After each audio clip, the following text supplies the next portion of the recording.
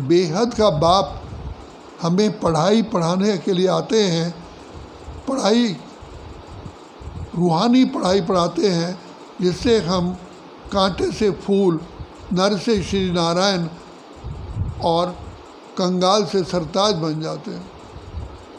तो बाबा कहते हैं बच्चे, मैं ऐसे समय पर आता हूँ जब सारी आत्माएं, सब मेरी सजनियाँ मुझे पुकारती हैं, छोड़ भी दे आकाश सिंहासन, अब धरती पर आ जा रहे।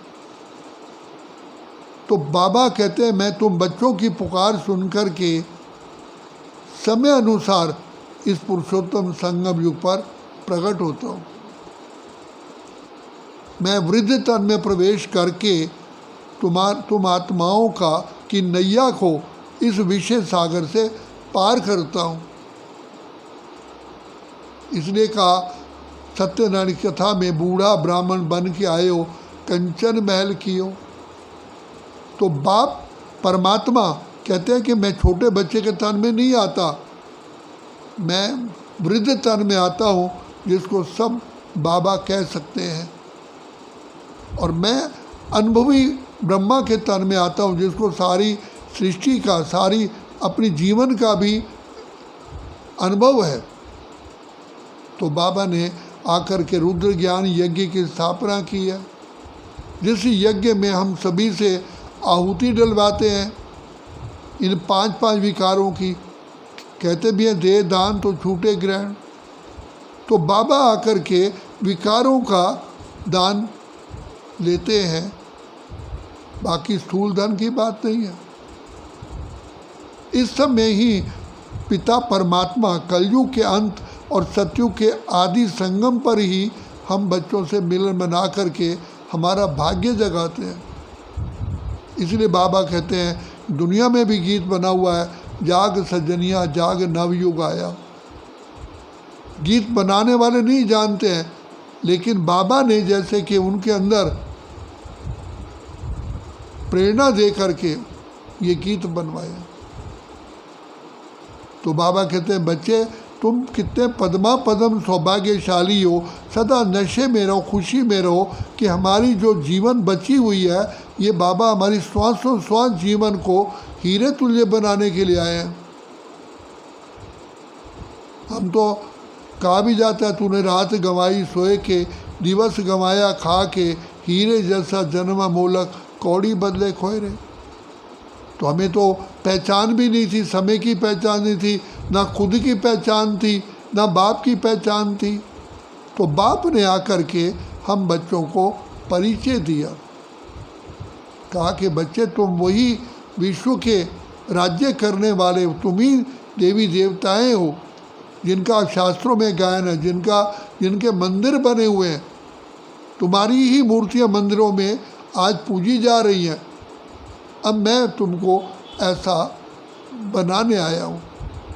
तो ये जितना जितना हमें शिव बाबा पर निश्चय होता है कि स्वयं परमात्मा पिता आए हुए हैं, तो अपने ऊपर भी निश्चय होता है कि बाबा के सुनाए हुए महावाक्य हैं कि बच्चे तुम ही तो ये थे।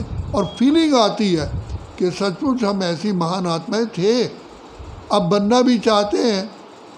तो बाबा आकर के हम बच्चों को सहज मार्ग बताते हैं कि बच्चे कारोबार भी करो, लेकिन इस स्वदर्शन चक्रों को फिराओ कि सतयुग में तुम कितनी महान आत्माएं थे, देव आत्माएं थे, श्रेष्ठ आत्माएं थे, पूज्य आत्माएं थे। तुम्हारे ही तो जड़ यादगार बने हुए हैं।